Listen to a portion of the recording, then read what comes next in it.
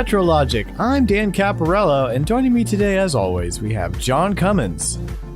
Spoon. We've got Sam Wagers. Hello. And of course we have me. And I don't know what Spoon is all about. Am I supposed to know what that is? It's the tick, man. Oh, the tick. Did you not grow up with the tick? Yes. The battle cry. A little bit. Yeah.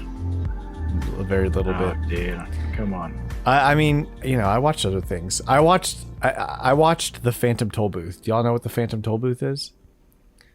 I read the book. The book, yes. I watched the movie. It's very trippy. The only reason I bring that up is because I was talking about it on Twitter, and like nobody knew what it was, the movie. I showed screenshots of it, and they were like, what is this? I've never seen this. I thought everybody had seen it. But sounds familiar. Yeah. It was from the 70s. But anywho, today we're going to be talking about Reggie Fils-Aimé writing a book. We're going to be taking some time to chat about Super Mario Sunshine, who's having an anniversary today, and we've got some community questions to burn through. But RetroLogic isn't just a podcast. It's also a retro game store. Visit retrologic.games to check out our growing inventory of clean, tested, and authentic retro games and merch. Get yourself a shirt or a sticker or a magnet. All kinds of stuff going on there. And we've got some new stuff coming too down the pipe. So stay tuned for that. And guys, how's everybody doing? That was a weird intro and I didn't know where it was going to go, but we're here now. So John, how was your weekend? Oh man, everything's good. Nothing crazy. Just keeping it real and playing some games. Keeping it real. Trying to finish up Monster Hunter Stories before I pop into Zelda, because I know I will struggle to go back. Oh man, you will. You really will. I'm like never going to touch Mario Golf again, because when I pick up my Switch, all I want to do is Zelda. Sam, how about you, man? Any fun weekend plansies happen?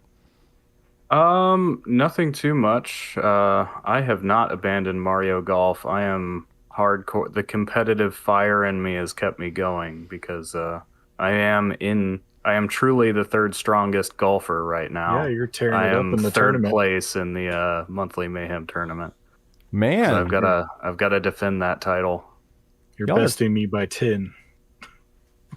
Y'all are crazy. I missed last week's scoring, and so I'm like totally out at this point. I don't know how I'm gonna even catch up if I tried. Plus Zelda. What did I do this weekend? Not a lot. I had a gig on Friday night, and then my wife's sister and their whole family are like moving to Minnesota or Mississippi or one of those M states.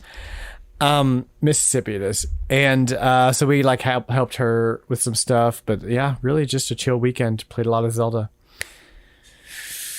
What did y'all play this week though? What did you play this week, Sam? As I said, Mario Golf. I also got a chance to play Castlevania Bloodlines. So that was fun. Our community has been going through that. I actually think whole game. It's only 6 stages, so it's kind of like, you know, if you've got a night free, you can play through the game. Is it especially easy if you use save states or not easy? There's some real difficulty spikes. I was definitely using saves a lot because the game does cap your continues. You get 2 continues and that's it, which is kind of a bummer. So I was just keeping a save at the start of each stage. I benefited from Rewind. It's only the second time I've played the game. I played it once when I bought the collection, back when the collection came out. I was a little underwhelmed by it then. I think I enjoyed it more this time. Cool. I need to play it, and it's good that it's short because I'll probably end up playing it like right before our Retro Rewind podcast, and then I can actually talk about it. We'll see if I beat it. I'm waiting. Probably not. Maybe I'll stream it. I haven't streamed in a while because it's summer, but there's some frustrating spots of stages, and there is a gauntlet of bosses at the end that's kind of annoying. But they're actually not hard. It's just wear you down because you don't get like any health recovery at all. Oh, nasty. Well, I'll just play it like I did the original Castlevania and just save state the crap out of it. That's the only way to do it. I mean that works. Did you ever finish Certainly. Me? it? Yeah. No. I beat the Grim Reaper. Yeah, you beat death and you got stuck on. Did you ever get? You get to Dracula though? No. Right? Didn't get to Dracula. I got to the last stage and Oh. then I just ran out of endurance, as it were. I'll need a lot of endurance for that game. I just wanted to play something else. I was like, okay, I feel like I'm done with this game. There's like so many tricks that I hear about to beat Dracula, and I feel like I would have just messed them all up, so I didn't even bother. What else, Sam? What else you got for us? So I got back to Metroid Samus Returns as well. I'm not too far into that. I've still got like a whole 30 Metroids to hunt down, but I got the Morph Ball and the Spring Ball and the Spider Ball and all those power-ups, so I'm getting into the meat of it. Still kind of mixed feelings on the parry mechanic, but it has not dampened my hype for Dread. I think Dread's going to be great. I So think Dread working is my gonna way through that. You what, And John? the only thing I've picked up recently is the DLC for Streets of Rage 4. I actually bought Streets of Rage 4 because I didn't own it before. I'd been playing it on Game Pass. That was a point of some frustration because I didn't, and I could have bought it on Microsoft Store, but having to buy it at normal-ish price or discounted price, I decided to buy it at GOG because they had a sale on it right now, and I would rather own it on GOG than on the Microsoft Store. Mm-hmm. So I did that and bought the DLC, but now, of course, I lose all my progress on unlocking stuff because the saves are... And I tried to find like where the save file was and copy paste it, but it looks like they're formatted differently in the different PC versions. Bleh. So it just doesn't work. And it's not a huge thing, but that is how you like unlock the special characters. Like Streets of Rage 4 has retro style, like pixelated 16-bit versions of all the characters that actually control like they did in the Genesis games. Cool. That you can unlock, and that's just based on a total cumulative point score. I was say, how many that hours do you think get. you lost? I've put probably 30 something hours into Streets of Rage 4. Golly, that's... I don't And know if it'd the be worth it really to save frustrating thing about it too is with the DLC, there's a new survival mode, which is its own grind, where you unlock alternate moves for each character by scoring points in this mode, but it doesn't work for the character unlock point total.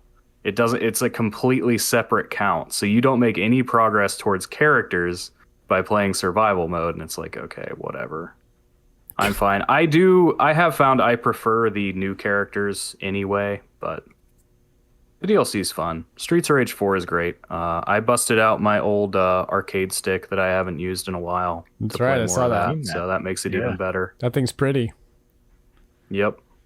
It's a beauty. I got a good deal on it back when I was trying to get into Street Fighter. Because it is designed for... It works on PC, but it's designed for PS3 or Xbox 360. And I bought it when Xbox One and PS4 were out. So it was used. Nice. Somebody that didn't want it anymore because they wanted to play on their PS4. Cool. What else you got for me? And the only other thing is my Tuesday stream last week. I played some very weird PlayStation games. Yeah. So I've talked about Board Game Top Shop before. I got to share that with the world and Yes. had a little bit of time after one game ended, so I fired up Stretch Panic while I was at it to just maximize that. Oh, you got to tag. I'll go watch the restream, but I got to check some of that out. That's I got insane. like the first couple bosses of Stretch Panic in there, so wow. yeah. Awesome. Cool, Sam. Good stuff. John, what about you? What did you buy or what did you play this week? Well, I started off, I bought a DS lot of games that had some DS games and a few 3DS games. I basically bought it to get Sonic Chronicles for the DS and the Club Nintendo Game Watch collection for the DS. Everything was loose, but these were some games that I didn't have that, and the lot was cheap enough. I figured I could sell off the other games and kind of make some of it back. And I had some of the other games were Mario Hoops 3-on-3 and Mario vs. DK, which you picked up. Yes. Then there was a lot of other junk like Lego Star Wars, The Force Awakens. That's worth like $3. So yeah, the lot was good for what I wanted it for. I also picked up Kid Icarus for the NES. This is one that I think this is the last Kid Icarus game that I didn't have. I think I already owned the Game Boy game. So it's kind of checking off boxes with that one. The NES game is tough. Yes. Yeah. Yes. It gets easier the further you get, though. That's right. the weird thing. That's like what the I've hardest heard. level is level 1. Yes. It's so weird. Outside the dungeons, which are weird. The way that game is set up is just really weird in general. That's fair. I also picked up the Dream Collection Kirby for the Wii, the 20th anniversary collection that has all It's a good one. I think for like 64 back. And I did play a little bit of Kirby 64, the Crystal Shards, while I was testing it out. I remember, I think that was the first Kirby game that I played all the way through when I was a kid. Collection's so weird, though, too, because I think all but one of those games was on the Virtual Console by the time it came out. Yeah, something like that, right? But you didn't get the and it soundtrack sold for Console. more than the total that would run you to just buy them all on Virtual Console. Yeah, but then you don't get the physical disc or the soundtrack or, you know. Yeah, I mean, it's worth it to get basically physical. the disc itself is just a collector's item. It wasn't Right. really like you couldn't play the games without it. Yeah, I mean, they didn't have Amiibo back Correct. then, but I'm sure there would have been Yes. your custom Joy-Con and Amiibo for your Kirby Anniversary collection. I'm really surprised that we didn't get like a Kirby Wiimote at some point. We're waiting on a actual Kirby game, aren't we? Right now? Did we get an actual Kirby game on the Switch? I don't follow Kirby, Yeah. so Yeah, Star Allies. is that like a real game? Yeah. Yeah. Okay. That's a real game you could play? Yeah. People were a little underwhelmed It's a with real it, but game. I mean, it's Okay. it's a lot like Return to Dreamland on Wii. Yeah, you can tell though it's like I mean, Flightsy's went all over it, but you can tell that the difficulty has been driven way down for this game to like ease its accessibility for children and whatnot, but it's still a fun game nonetheless. I played all the way through it with my kids, enjoyed it quite a bit. Oh, that's cool. Yeah, right on. And it's like 4-player. Got co-op, quite a so- few free updates too. Oh yeah, I just kept rolling them out. Just no custom Joy-Con. Yeah, I don't think anybody was even playing it at that point. Like they were still updating it, and nobody had fired it up probably in a long time. Let's see, where was I? I also picked up Resident Evil 0 for the GameCube. I never played Resident Evil 0 on the GameCube. I played the remaster Mm-hmm. of the first one. I believe that's considered a remaster. And I played 2, but I never played 0. And I heard it's like a totally different style of Resident Evil. Like it's with swapping between characters and everything. I've So I'm never kind played of- any Resident Evil, so Yeah, I don't know. The I've first only one really is played classic. 4. That 4's I good don't too. know if I would like it. Probably not. I kind of already dislike it just for like taking away from all the other Capcom stuff that I'd rather have, since it gets so much emphasis now. Yeah, true. Yeah, I think Monster Hunter's slowly taking it away though. That's true. So you're kind of getting your own, Just, Give it just back. guys, it's just baby steps towards Gotcha Force 2. That's really all it is, Yes. You got your I will say that I mean you're getting somewhat closer because Monster Hunter Stories is more like a collection game than hunting. So you're getting got our closer. Resident Evil, we got our Monster Hunter. We're gonna get a Beautiful Joe back, and then just it'll happen. Just gonna hold out Speaking hope. of Resident Evil 4, I also picked up a copy of that on PS2, just a little bit cheaper than the GameCube version. And it's all in one disc. Yeah. I also picked up Odin Sphere for the PS2, Alien Hominid for the PS2, and Love I Alien picked up Hominid. the Skyward Sword and all the stuff that goes with that for the Switch this week, like everyone else did. And as far as what I've been playing, still trying to get Monster Hunter Stories 2 knocked out. I think I have like an area and a half left before I'm done, so that I can start up Skyward Sword and play along with everyone else that's already started it up. Yes, do it. And then I played some of the Game & Watch collection for the DS that I picked up. There's a lot of good gems on that one. That's the main reason. I think, didn't Collection 2 only come out in Japan? Am I thinking that correctly? I don't know. I know they were both Club Nintendo exclusives, but I was trying to remember. I know there is a Collection 2, but I just don't know if it was ever localized here or not. I think That's one I'll be the looking DS for is if it region is. free, isn't it? You could just pop that bad boy in there. pick Yeah, I one up. could. Yeah. Yeah, it's not a bad idea. Yeah, no, that's where I'm at. How Sweet. about you? What'd you pick up? Nothing really. All the Skyward Sword stuff. Just haven't had a lot of time to go digging. I did stop by some local thrift shops today, but there just wasn't anything there. So, yeah, the summer's kind of weird for me, as I've been saying. It's like kind of time off from all that, but not really, but kind of unofficially take a break because I can't display anything in the garage, so it's kind of like there's no incentive.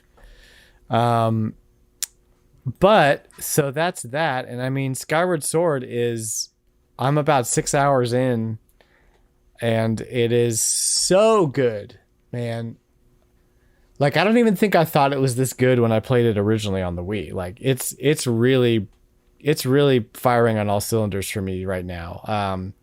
So are you playing original controls or the new controls? I'm switching back and forth. Like, if I'm in front of a TV, which I set up a little monitor on my desk so that I can like play a little Skyward Sword, then go back to work or whatever.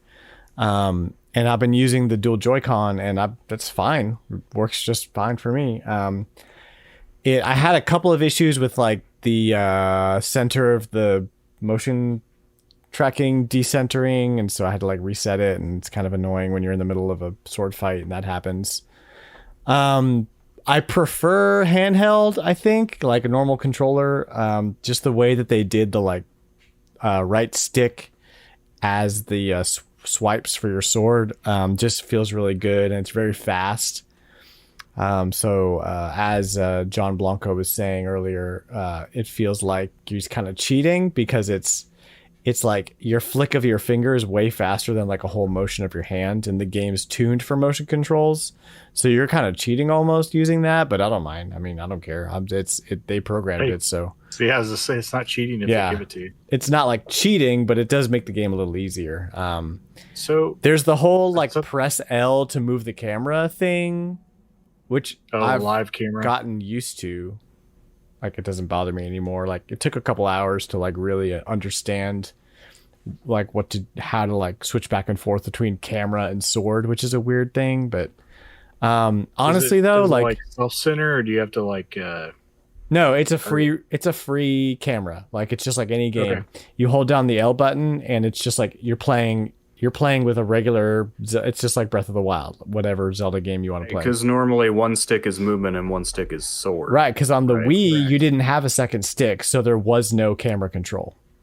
Yep, that's what I thought. It would kind of just followed you, right? Yeah, and you could recenter it behind you. So it was targeting.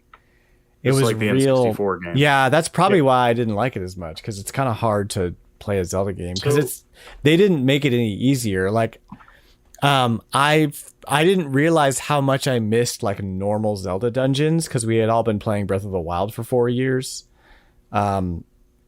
But man, it just is so fun. I'm having so much fun with that game. Just a regular can you old use Zelda the Pro game. controller with it? Oh yeah, yeah. That's what John's doing. That's what Zablanc is doing. So Yeah. ask him I'm about good. it. That's what I'll do. He says he loves it. So yeah. I like the way the Joy-Con look on my system, and I like holding them. So I've been going back and forth. Plus, it is fun to like swing your hand around and get a sword swash. That's just fun. That's just some good old Nintendo I fun. suspect that I would just prefer the Wii remote, to be honest. Because Yeah. then you don't have to recenter all the time. Yeah. Oh, this guy. That's kind of why I passed on HD. gold I one? mean, I liked I had one of those too, the gold Wii Remote Plus Mhm. that came with the pre-order special edition. But I feel like there's a lot of quality of life improvements they didn't talk about. It just kind of feels. I mean, yeah, right. Feels good. to Yeah, play. and like I would appreciate those, but I'm not like, oh, I can't live without that. Like, Right. I know people were freaking out about like, oh, I need the amiibo so I can fast travel back to Skyloft, and I'm like, I played the game. Like, I went back to Skyloft like once between every dungeon. Not only that, Not but yeah, that but big of a deal. the birds that send you, the stone birds that send you back to the sky are everywhere. Yeah. Like mid dungeon, they're hanging out. So it's like you don't need it. It's not gonna. I was gonna say they're in the dungeons too, aren't they? Yep. Oh yeah. Yeah, that's what I thought. So I know people were saying they didn't think. I think somebody on it was either Marty or Tim were saying they didn't think they were in the dungeons, but I thought I remember Yeah. them being in the dungeons. They totally are. And so it's like super not a big deal. I used mine for the first time today just because I could. But if I couldn't, it wouldn't have ruined the game for me. It was like I had too many rupees and I wanted to spend them. So I used my amiibo to get out of there to buy First a bigger world wallet. Zelda problems. First world Zelda problems. That's what's up. Yep. So anyway, that's so far. I love it. I wasn't, I'm a huge Skyward Sword fan. I was back in the day, so I knew I was gonna like it. I'm glad that I was right. Anywho, let's play some Price is Retro.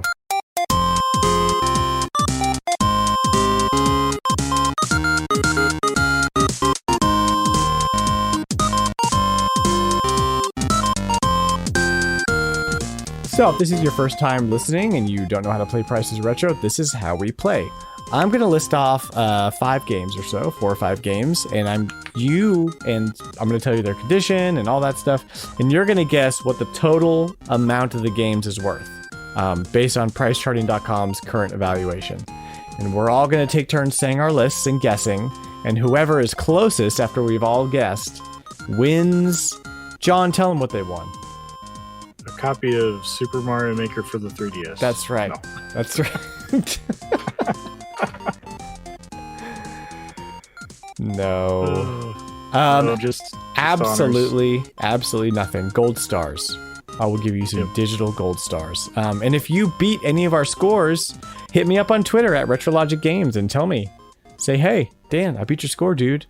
And I'll get you a funny GIF just for that. Just for you. Right on. So, Sam, why don't you go first today? It's just us. No bonus rounds. All right. No guests. No guests. Just the OG hosts. No holds barred. Showdown. Do it. All right, I have 4 games here. All of them are Super Nintendo games. All of them are complete. Golly. So, Okay. here we go. Packy and Marlin for the Super Nintendo, complete. Can I get a genre on Rex that one? Ronan, platformer / educational, Is that a question? maybe. It's not quite sure. Game number 2, Rex Ronan, experimental surgeon for the Super Nintendo. complete. Are these US games? Yes, they are. Actually, I don't think they released in Japan. What's the genre on that one? Education. Action game / educational. Yes. Jesus. All of these are educational. I'll explain that after we guess. Third, Bronchi the Brachiosaurus. for the Super Nintendo, complete. I'm not even going to And ask for fourth, genre anymore. Captain Novolin for the Super Nintendo, complete. These are all by the same developer, aren't they? Yes, they are. I can tell just by the Same naming publisher. convention. Two Or different same developers. publisher. Yeah, same publisher. Okay. There's actually two different developers. Sam, I don't think I have ever in my life heard of any of these games. Maybe the Brontosaurus one. Brachiosaurus one. Yeah, I think Maybe. I posted the box in Literally Dinosaurs one day. I'm going to guess $600 based on nothing. John? Okay. I'm going to do a lower at 200, I think. 200, Ooh. okay. Wow. Taking a gamble. Complete in box? Okay. The total is $702.06. Eat it, John. Eat it. Almost all of these are pretty pricey. The cheapest is Captain Novolin at $106.20. Bronchi the Brachiosaurus is $243.50. Rex Ronan is $167.67. And Packy and Marlin is $184.69. I literally just threw a number out there. These are all published by a company called Rhea Systems. They are all educational games funded in part by the National Institute of Health. Oh my gosh. This is Bronchi the Brachiosaurus is supposed to teach children about asthma and how to use their inhalers. Like bronch. And I figured recognize these the games would be worth symptoms of an nothing, asthma you know? attack. But they're complete in Captain box, John. Novolin and Packy and Marlin but are still. about diabetes Who's buying and these games at insulin that price? and monitoring your insulin levels. My And gosh. Rex Ronan is about how smoking is bad for you. John, who's buying these games at this price? Yeah. I don't think I'd So spend interestingly $50 enough, for there are these. two separate developers, and the developer that made Bronchi and Packy and Marlin is apparently halfway competent because I've heard those games are like acceptable quality. Okay. And the other two are downright terrible. Captain Novolin has like made lists of the worst games ever, like Incredible. alongside Superman 64. Yes. Wow. Gosh. Sam, you never I just- disappoint. Yep, Amazing. I try. I'm going to go ahead and go next. Go ahead. So this also has a theme, but it's one of those ones where you're not gonna get it. So we've got Chibi Robo complete in box for the GameCube. We've got Time Stalkers complete in box for the Sega Dreamcast. We've got Legaia 2 Dual Saga for the PlayStation 2. And we've got Pepsi Man, Japanese only PlayStation game, complete in box. Surely you've heard of Pepsi Man. I have not. Heard of it. I have not played it. Is he related to Cool Spot? Yeah, you could say that in a way. Loosely. Okay. Second cousin. Just Google him because he's amazing after this. Because I don't want you to get any ideas for prices. Any guesses? Any ideas? Sure. 345. Okay. Based on what you just said, I'm going to say 600 this time. Okay. Actual. Sorry. Sorry. Actual retail value is $381, John. Gosh dang it. You can't catch a break today, dude. You just need to switch those two guesses, and then you're good. Just having an off day. Yeah. That's close, Sam. That's close. Yeah, You might take this one for the first time. I felt like I was pretty safe, assuming the PS2 games weren't a lot. Well, let's go down the list here. So we've got Chibi Robo for the GameCube, which is obviously the highest dollar one here, $205 currently for a complete in box copy. That's probably my new holy grail. I would love Chibi Robo. It just does not seem to be something that's worth paying $200 for right now. So we'll see. I'd love to try Chibi Robo, but I don't even know if I'd like it. Man, and at no, that it's price, so good. You would love it. You would Buy love the it. one on 3DS. Don't do that. That's no. Don't ruin yourself. I almost Let me finish my list. We've got Time Stalkers for the Sega Dreamcast, complete in box, is $33. Legaia 2 Dual Saga for the PS2 is $26. And Pepsi Man for the PlayStation in Japan is $116, which is actually really expensive for a PlayStation game in Japan, because those are very, as cheap as ours are mostly. They're just like, they sell them to you by the pound is what they do. That's how cheap they are. And my theme is that a certain game designer by the name of Hiroshi Moriyama worked on all of these games. He directed Chibi Robo and Park Patrol and the 3DS game. He also directed a little DS game called Freaky Forms. Anybody familiar with Freaky Forms? Published by Nintendo for the DS, where you draw your own characters and they move.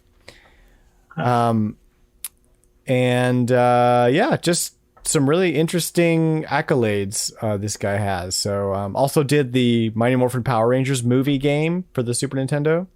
That was a good one. So yeah, he's got some chops, and he's kind of all over the place. Like, he did object design and programming and directing, kind of jumped all over the place. And there's actually an Iwata Asks that features him about Freaky Forms on Nintendo's website. So Nice. Cool guy, did a lot for Nintendo, did a lot of stuff kind of all over the place. Hiroshi Moriyama, and we learned about him today at The Price is Retro. John, I think it is your turn to go.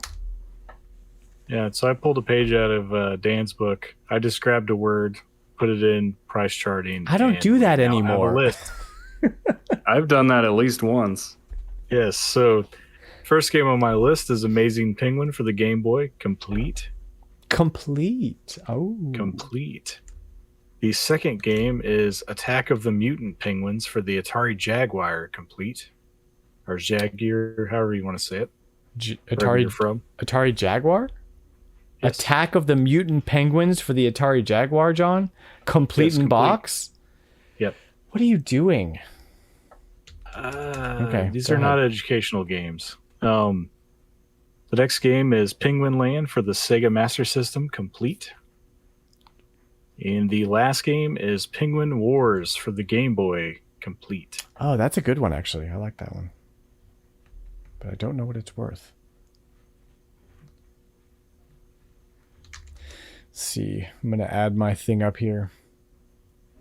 Yeah, I've got a lead, and I always blow it on the last round.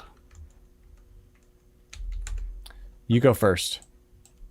Oh, okay. 250. I go first too often.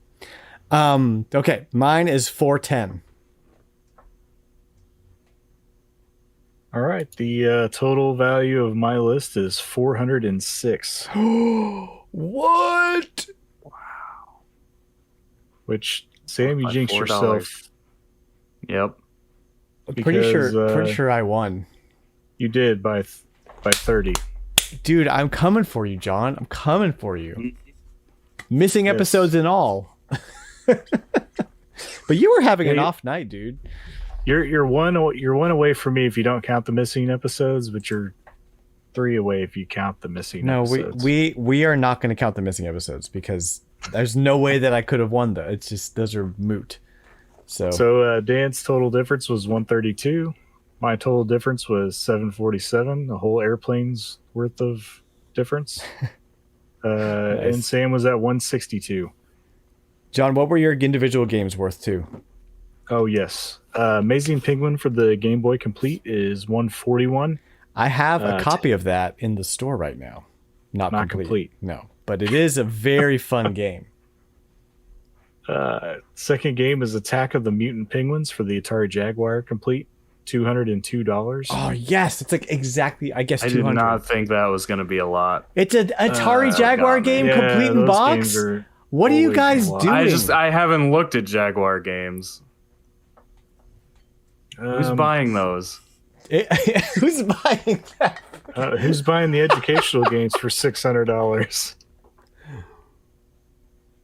Penguin Land for the Sega Master System Complete is $27, and Penguin Wars for the Game Boy Complete is $36.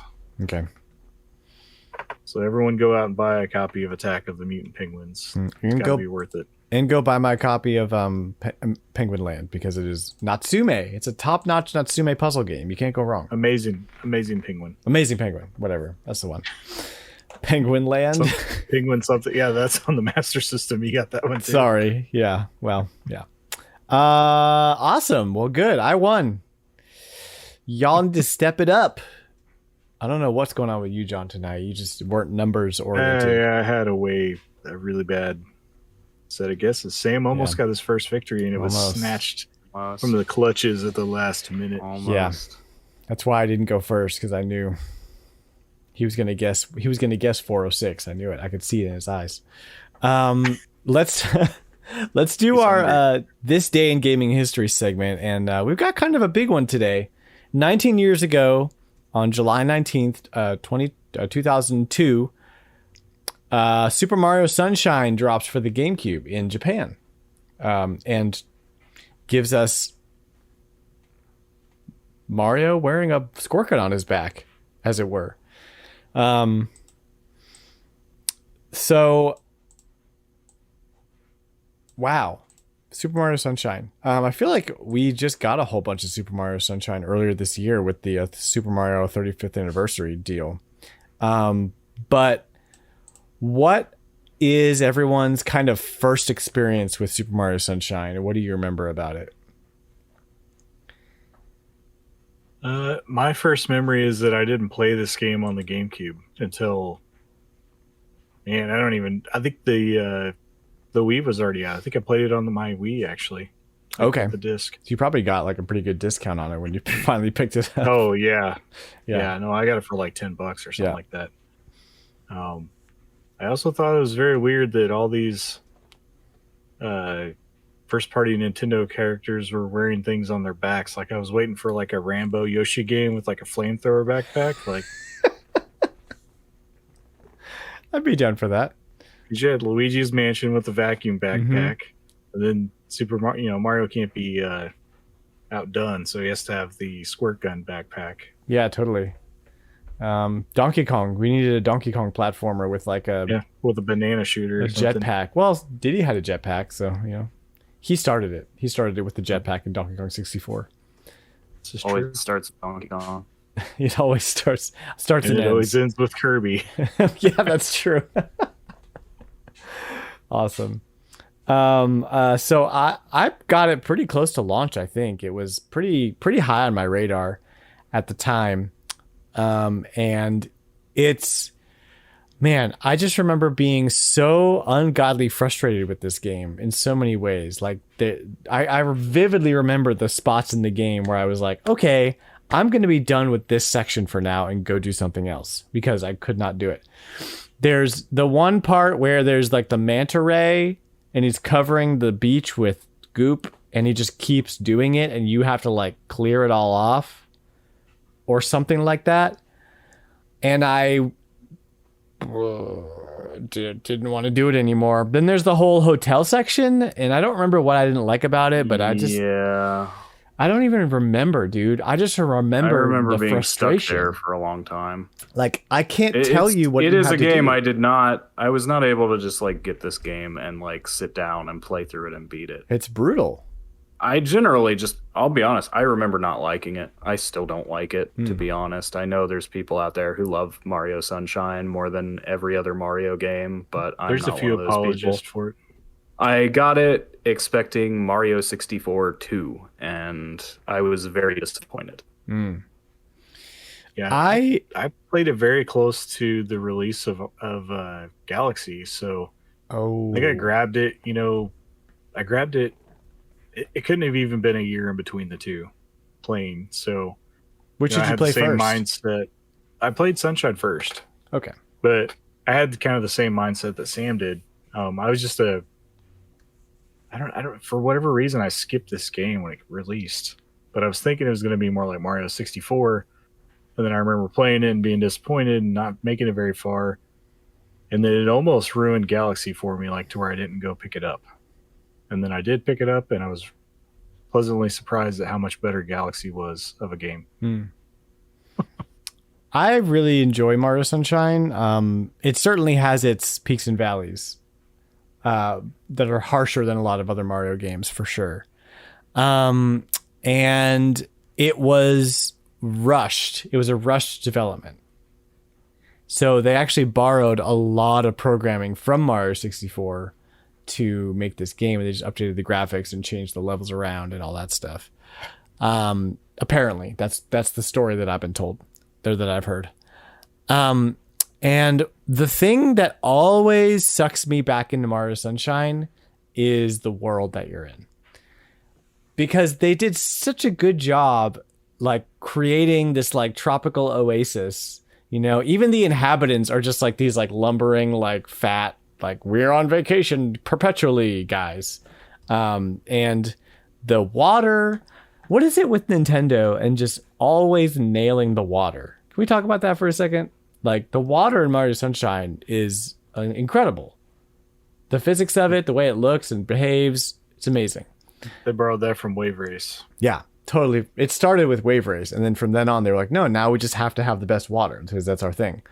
And they made a whole game about it with the squirt gun.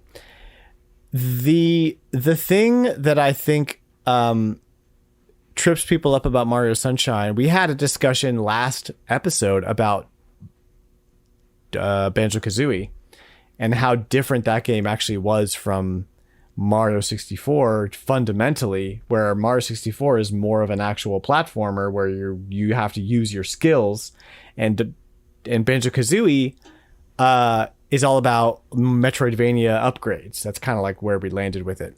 And I think Mario Sunshine kind of tries to marry the two by taking away your pack in some sections to make it more of a platformer.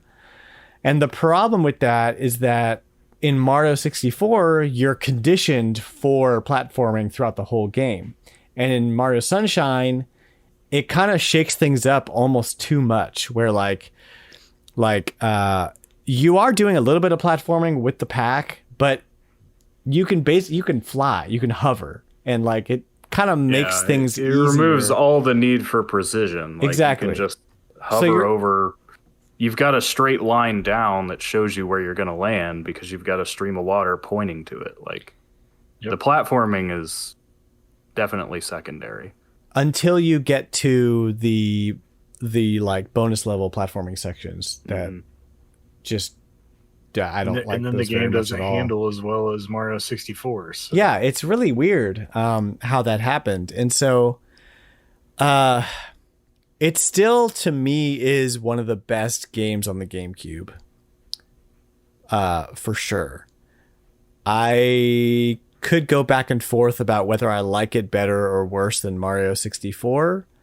I certainly like the world better that they built around it. Like I want to explore this world. It looks really it's super inviting. But I think that it is kind of every rose has its thorn. Whereas like the rose of the world of Mario Sunshine has a lot of thorns that you have to get over. So yeah. Which do you like better, that or Star Fox Adventure? A tough one for me for different reasons. Yeah, it has been a long time since I played Star Fox Adventures. And I think that I prefer Mario Sunshine.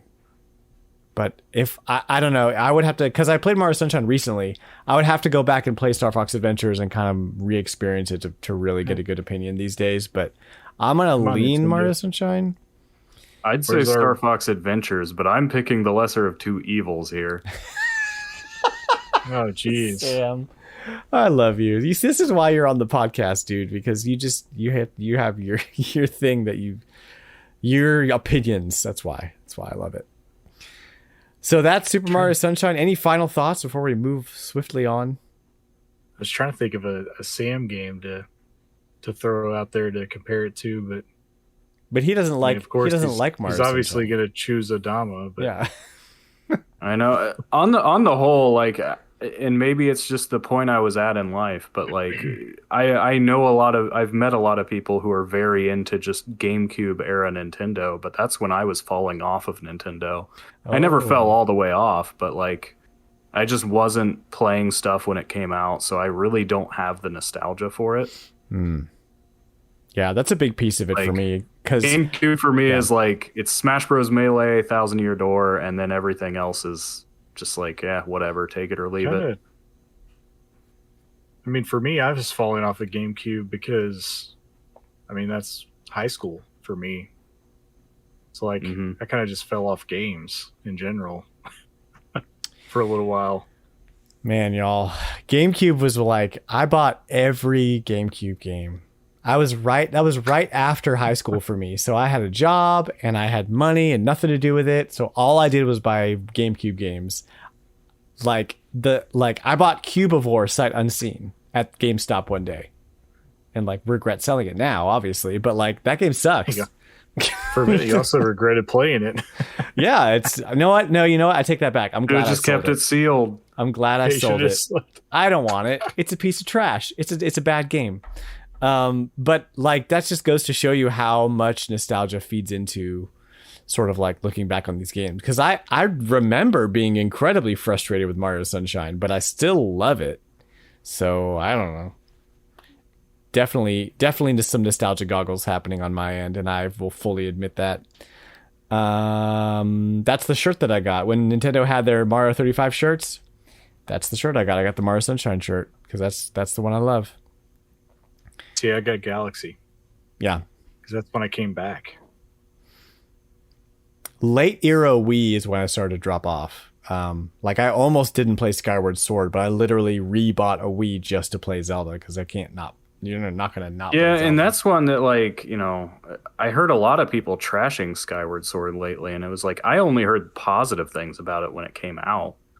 Now, granted, at the time, like as somebody who owned a Wii that wanted to play more than 3 games, you were like, oh, a new game, and then it's like, oh, a new Zelda game that's actually really good. Like, you know, oh yeah, there was took what lots you could of get at that point. Lots of Wii games coming out all the time. There are just very few, but not a lot of like traditional Nintendo games. You know, No, there's a lot of there's a lot of experimentation. For the Wii. A lot of experimentation happening. It's kind of funny with Skyward Sword because I remember pre-ordering Skyward Sword and I wasn't really playing my Wii all that much at the time because I was playing Xbox and PlayStation 3 and stuff.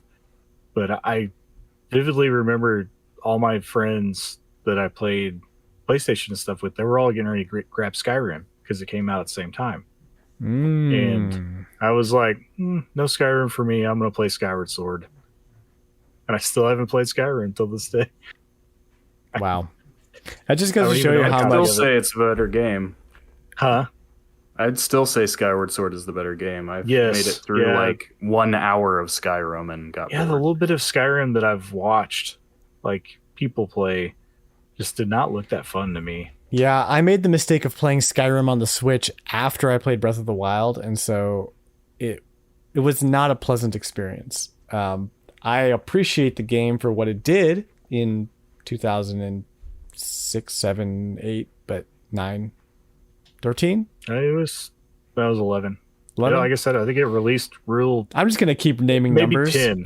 It might have been 10. It might have released right before Skyward Sword. But yeah, these days, hard to go back to after playing Breath of the Wild. So that is our Super Mario Sunshine talk. Apparently, I'm the only one who likes it on this podcast. So whatever. Let's talk about a little bit of news, you guys. We've got a few things to talk about. So Reggie Fils-Aimé, former president of Nintendo America, if you didn't know who that was, which, you know, what are you doing? He's writing a book, apparently, and it's specifically about his time at Nintendo.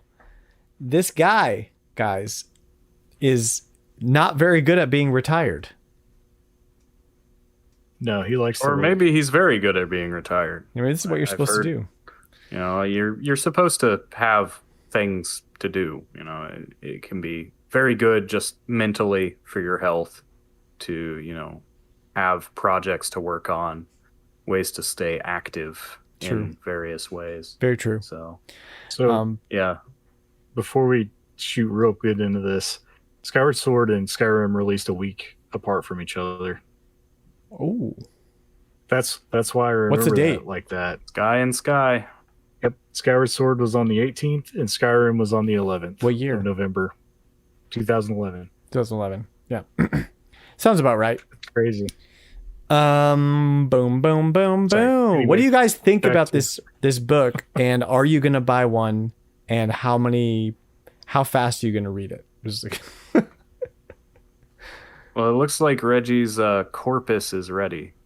You get it? It's a Yes. pun, like a literary corpus, but also it can mean body. I don't get it, but Correct. I'm sure it's hilarious. I thought it was Corpse body. funny. Yeah, his body's ready. Oh, corpse like body. Oh, okay. Now I get it now. Thank you. Thank you for that. Oh. We don't have any information about it other than it's about his time at Nintendo. And that excites me, because we always love getting insider info about the past, what happened and why. Yeah, Inside considering the book, he'll talk about Mother 3. I guarantee it. If He'll tell only, all if only to say he had no control over that and he wished people would stop asking him. Yes. Well, yeah, I almost expect, and maybe I'll hear something that changes my mind. I probably won't pick it up because I do expect, given Reggie's role at Nintendo, this is more a book about business. This is more like if you're interested in business and management and leadership, even more so than Iwata asks. Because Iwata started as a programmer. So you definitely have some insights there, but Reggie is definitely all on the business side. I'm sure he'll have some insights about Nintendo's history to share, but I think I want to know more that's about not the, really what book. I'm interested in. Mhm. So unless I find out that there's a whole chapter about Mother 3 in it, Not gonna happen. That's what I'm saying. I think it once would be we- interesting to hear about all those skits that they did, though. That's true. Yes. That's kind of what I want to read about. What were you If the saying, book John? ends up being more of that kind of stuff, then yes, I'll be more interested. If it's basically like his lectures at colleges, no, I don't need it. I would be interested even if it's mostly business focused, not just because I'm a business owner, but because he is, he's just a really smart guy. Like you hear him talking on podcasts and like every once in a while he'll talk about Nintendo, but his whole career was kind of like all about kind of like doing shifts, like big shifts in major organizations. So I just think it's really interesting and that kind of stuff fascinates me personally. And I just know that Reggie is like a great guy. So it's like makes it easy to listen to his words. So I'll be definitely picking it up and I'll read it for you guys and let you know if there's anything in there that you should read about. No spoilers. So this next thing is kind of weird. So, e-reader cards are a thing that can be very difficult to track down, especially ones like these. It was a giveaway, or it was a prize. It was a Kirby, scan this to see if you've won a prize. And you would scan it and then you would win. And It was at an E3 show floor. Right? yeah. And then They were later giving out these cards, and you could scan them on the e-reader to find out if you won. right. Kind of right, like, right. if you get a card with a scratch off. And the Except big instead of scratching it, you scanned it on an e-reader. It's like a lottery ticket. The big deal with this from a preservation standpoint is that all of the cards were destroyed, supposedly, afterwards. So there's no way to Right, because if you were a winner, you took it up to the booth and you showed them you had a winning card, and then they gave you a prize, and then they destroyed the card so that you couldn't come up and claim another prize. Mm-hmm. Now, what's actually crazy is that the one that they found was actually a winning a winning card. Somebody didn't turn it in. Yeah. So I think the article said this person found 3 of them, and one of them was a winner. Oh, that's right. But that's still pretty insane. Mm-hmm. So that is awesome for preservation. Awesome, just a cool story. And I mean, just really cool. Yeah, love it. I think he's going to do high-res scans of these so that people can scan them themselves and just kind of see the animation and all that, which is cool. Yeah, that's the interesting thing about the e-reader is as long as you have a high-quality image and a printer, you can actually still experience all this if you have a working e-reader. Yeah. You don't need, it is something you can actually print yourself. We a while ago we talked about a preservation foundation that is actually working on getting high-res scans, like really, really high-res scans of every card that ever existed, and they are going to make them available to download, or to what they're doing actually is they're making an e-reader shell where you take your e-reader apart and put it in this new shell, and the shell opens up the reading part of the scan. So you don't have to scan a card. You can actually just scan your phone or scan a computer screen or scan a piece of paper and not have to swipe it. And they're investing in that, which is a great way to do it easily without having to have the printer and all the equipment. You can scan your phone and it would be the same thing as long as you have the digits in the right place. And I don't have that info in front of me, but I'll throw something about it in the show notes if anybody's interested. So that's pretty cool. And then finally, this coming weekend is Classic Game Fest here in Austin. And I'm going to be there. And I'll be tweeting out all kinds of cool stuff that I see or do. I know there's going to be a couple celebrity retro gaming gurus, celebrities there, some YouTubers, couple of bands. DJ Rockman is going to be there. I know that Mega Ran usually comes, but I'm not sure he's going to be here this year, so I'm not sure about that, but we'll see. And then people usually just show up. Like Ernest Klein sometimes will just go there and just hang out, so he'll be signing. He might show up, and then Richard Garriott lives in Austin, so he usually shows up. Even if he's not like a guest, he'll just be there. So we'll see. Maybe I'll get some selfies with some cool industry folks, and y'all can follow me on Twitter at RetroLogic Games, or just check out the Classic Game Fest channel in the Discord to check that out. Yeah. Let's take a quick break, and when we come back, we've got some community stuff to go over, some questions and some answers. Both questions and answers, guys. Can you believe it? Can't have one without the other. Yeah. So we will be right back.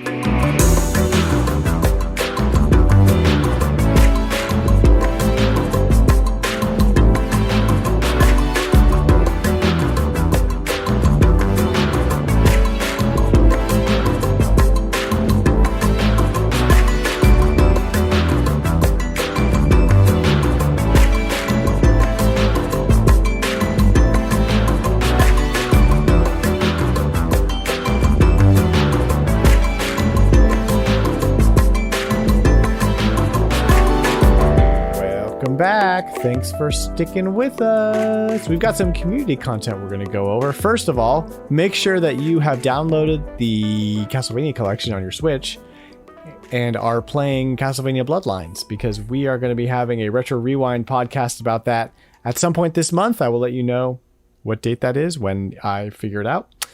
And if you want to join us, if you're part of the Discord, you can join up. Or if you want to join up but you're not part of the Discord, go to my Twitter bio, RetroLogic Games, and click the link and be welcomed by some of the nicest, least toxic gamers in the world. That's what you can do. So after that, we've got a few community questions here, guys. We've got a question from Chris HL94. Our good friend Chris has a question. He says, I have a question for the podcast and the community. The question came to me after listening to Dads After Dark episode. What is the most difficult game you have ever played? Follow up, if you buy a game, do you think a developer owes it to you to make the game easy enough to be able to get to the final credits and beat the game? And we have several answers from some community members. Some of them are quite long, so I might paraphrase, but let's jump in. 16-Bit Wars Nomad says, follow-up question first. An astonishing no. Games come with varying degrees of difficulty, and that's okay. Developers have a vision for their game, and if part of the creation is difficulty, then so be it. It's a good point. And for the first question, TMNT for the NES and Bloodborne are two of my favorite difficult games. They made me quit multiple times, yet I keep coming back for more. Man, that Turtles NES, infamous. I don't even want to play it. I don't think I've ever played it, and I don't want to. Just don't. Infinite Blue. Gets to a point. What? I was saying, it gets to a point where it's not fun. Yeah, no. Infinite Blue says, hardest ever? Probably Rayman on the PS1. That game is so incomprehensibly difficult to reach the credits without cheating. I'm surprised it rarely gets brought up in such discussions. And it's coming from someone who beat F-Zero GX on very hard. That's impressive. I had to use the 100 lives cheat 5 times in a row to get through it, in addition to a guide for the end game. Apparently, Ubisoft admitted they never playtested it, which explains a lot. They never playtested Rayman for the PS1. Which is crazy. Yeah. $2 Hero says, I couldn't have answered the follow-up question better myself. Oh, he's referencing 16-Bit Wars Nomad's answer. I think the Soulsborne games certainly come to mind, although as with many games that people consider difficult, those games are extremely manageable once you get good and learn them. So that's true. I think you should set your own boundaries for when something feels unfair or frustrating, but part of the experience for difficult games is learning how to overcome their challenges. True. Flightsy in the Discord, who wrote us a novel, but I'm going to paraphrase. My hardest ever game is probably either Celeste or Cuphead. I'm going to go with Celeste because I went for almost everything in that game, and the only thing I haven't done are the golden strawberries. Still, Cuphead had a few bosses that took a few hours to get down for the follow-up to get down, period. For the follow-up question, there's a short answer and the long answer. The short answer is no. A developer shouldn't need to cater your specific difficulty threshold just because you bought the game. If this was the case, every game would be made super easy so that everyone could beat all of it, which is ridiculous. True. And you guys, what is the hardest game you've ever played? And what do you think about developers specifically making games easy? Go ahead, Sam. I'll let you go first. Yeah, I like hard games usually. So it's kind of hard to narrow down. I think what I landed on, Faster Than Light, FTL Faster Than Light. It's a PC roguelike game. I think it's on Switch now. It came to like every console eventually, I think. Actually, the game that got me into roguelikes. That and Rogue Legacy, the first one. Because that is very much closer to the original Rogue, in that it is a game that has a lot of just random chances. And if you have a string of bad luck, you may still be able to reach the final boss, but you will basically have no chance of winning. Because if you don't have enough power-ups, if you don't have your ship upgraded enough to take on the final boss, you're just not winning. And so it took me a long time to actually beat that game. But I think roguelikes are kind of a good example of why difficulty is just part of the game.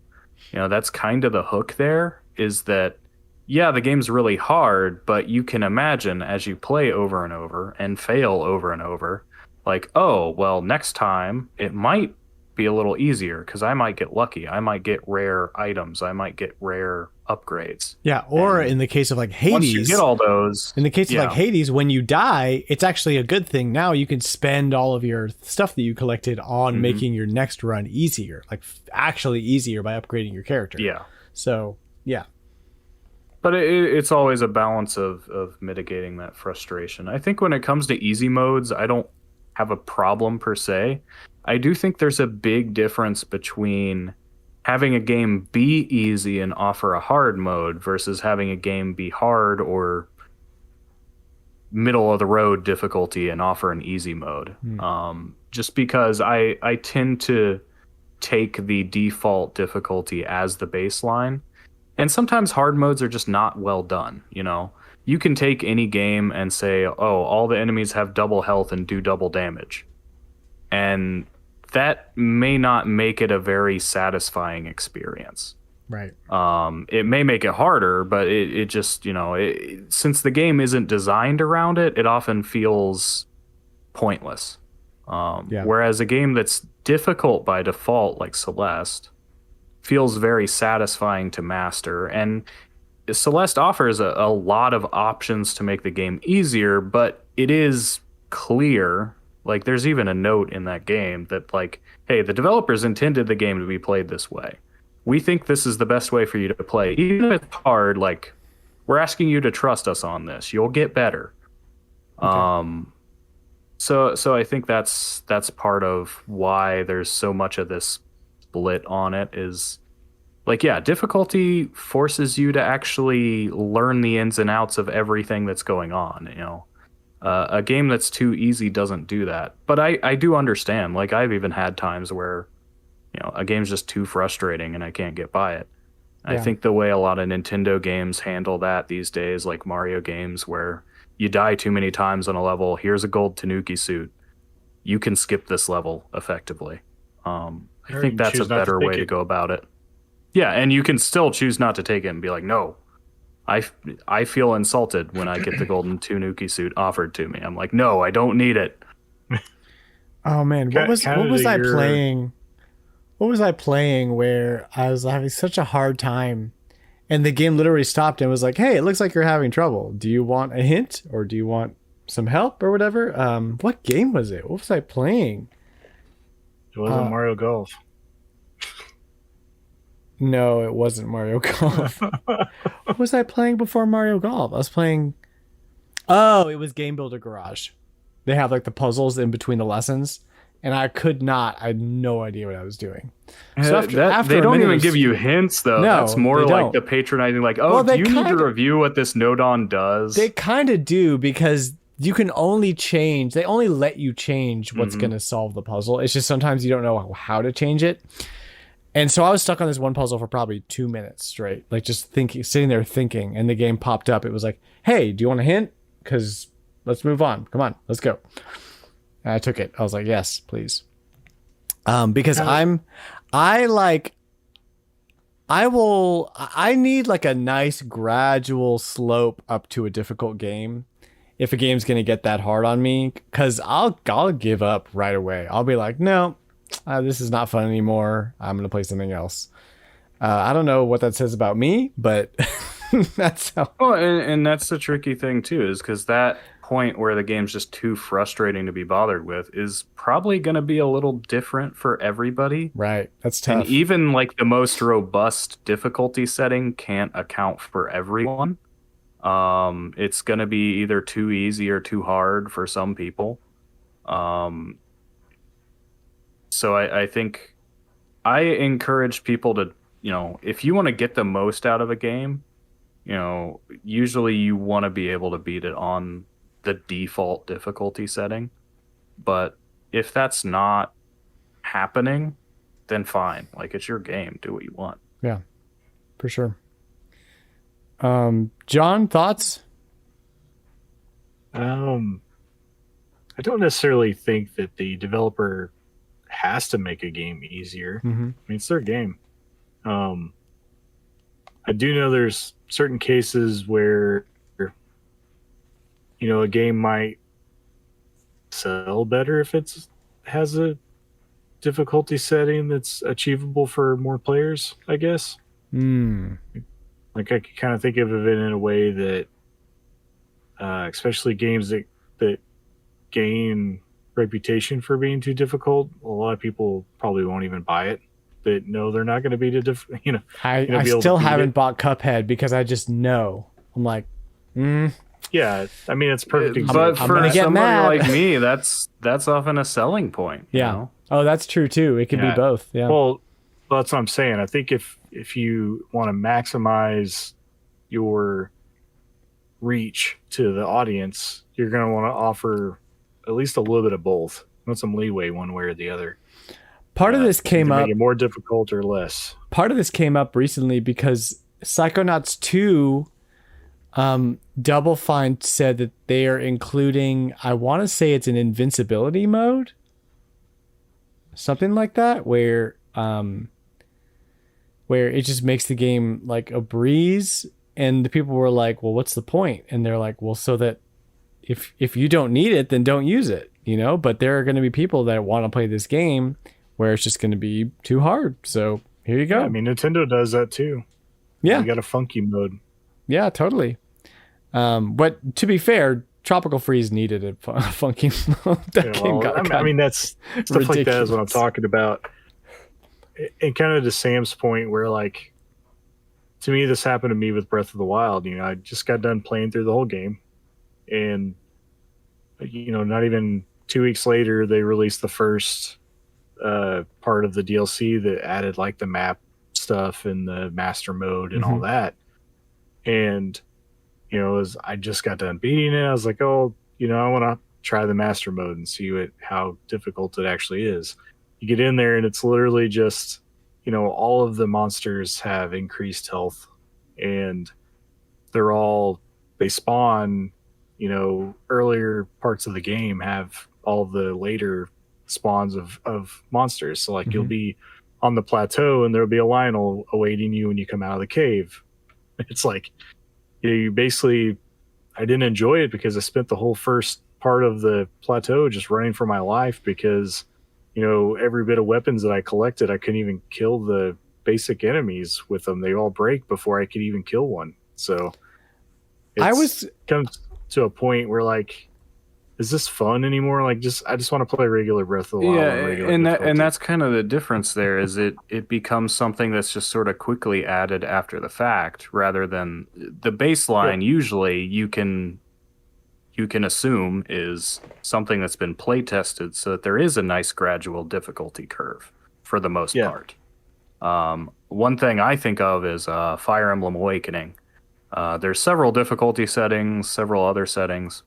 So if you beat the game on Lunatic, you unlock Lunatic Plus difficulty, which, on top of the hilariously inflated stats it gives the enemies from Lunatic mode, it also randomly assigns every enemy at the start of every map several of a set of skills that have additional effects.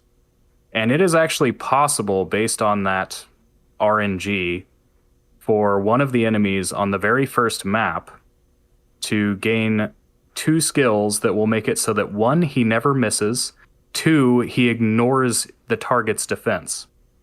And he will one-shot Frederick on turn 1 of the first map. And Frederick is your crutch unit that is not supposed to die in one hit.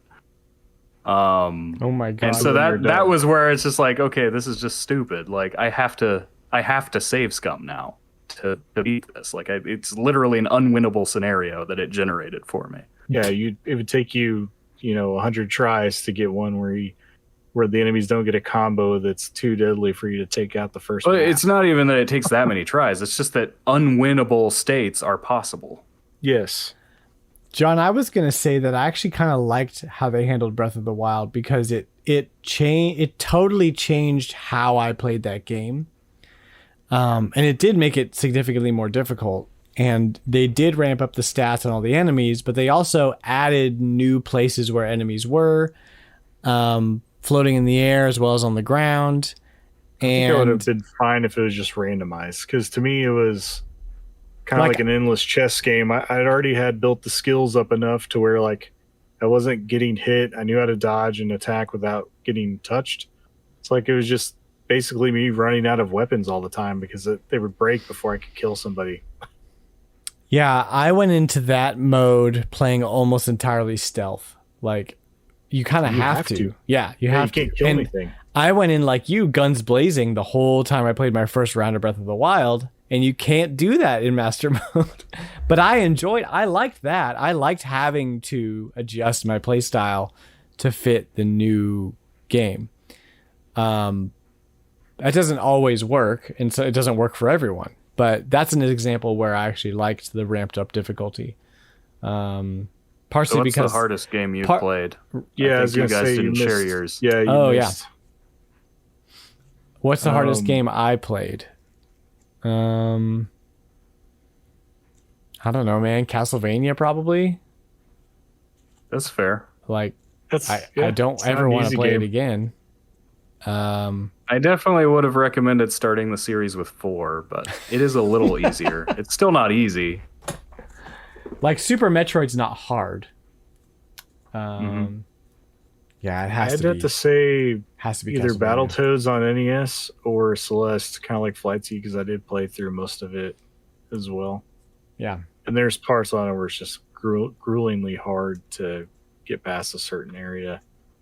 It's like, never mind trying to collect the items that are possible to collect. You're just trying to save your life to make it through the place.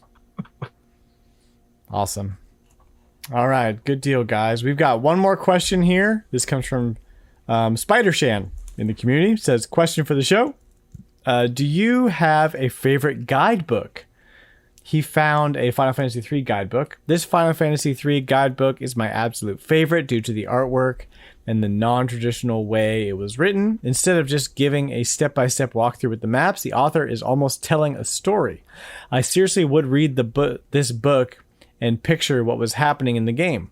Final Fantasy 3 or 6 is my favorite of all time and my favorite RPG of all time, and I would wonder if this guidebook helped influence that. That's really cool that they wrote it like a storybook. Yeah. Eric Plunk says, that's so cool, and I recently picked up the game, Final Fantasy 3. It's been so many years, I can't remember most of them. Maybe Super Mario RPG for me, for his favorite guide. I wish I had a Mario RPG guide. I got lost in that game so much. 16-Bit Wars Nomad comes to us and says, my favorite would have to be Mortal Kombat 2 companion guide. I had a copy as a kid and spent my days reading through all the lore and memorizing the movesets before heading back to the mall and the arcade, where I would dominate any little kids that tried to take my throne. First, I thought he was talking about Mario Kart 64. Well, you know what? I had that guide, and it is useless. Why? Yeah, there's no reason to have that. Why do you need a map of your racetrack so you can find all the secret areas that you drive through? I'm trying to think of useful guides that I've used a lot of. I use the Twilight Princess guide quite a bit.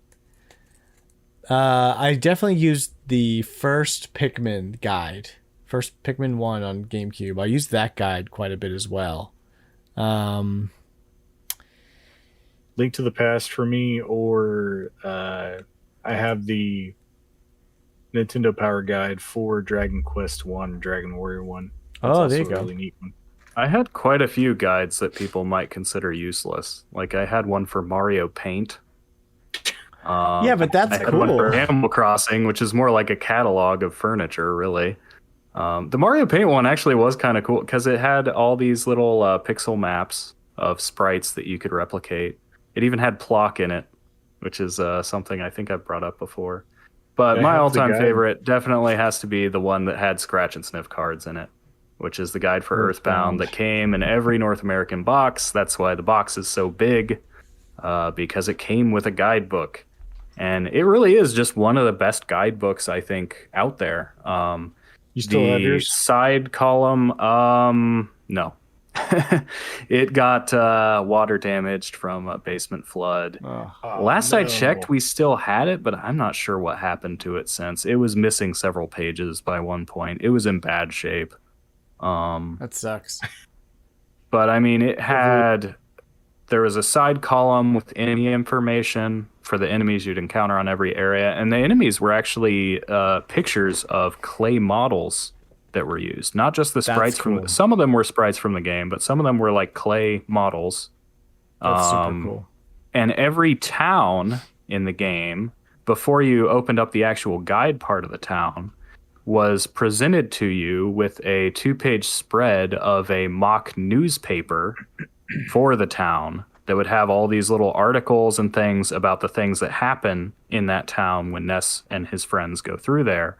And it would, there would even be like little like bits of info that aren't even in the game about like, what's going on over here and little like help wanted ads and things. It really is one of the best guides out there.